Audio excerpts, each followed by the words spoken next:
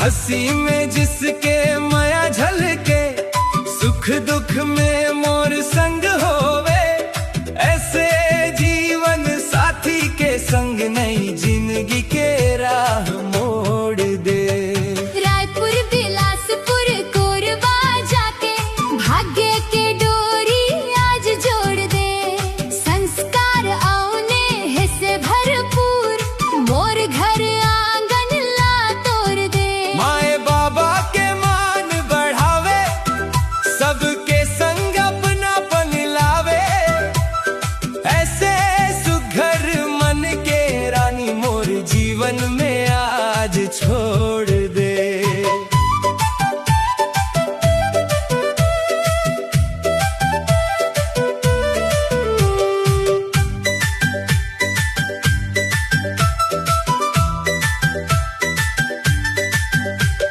हरे भरे जंगल के माटी, प्रेम के खुशबू संग जोड़ दे। मांदर बाजे गीत गूंजे, मोर सपना ला सच कर दे। जन्म जन्म के संग निभाही, मुस्कान ले घर उजियाही, अते बड़ा छत्तीसगढ़ राज रे।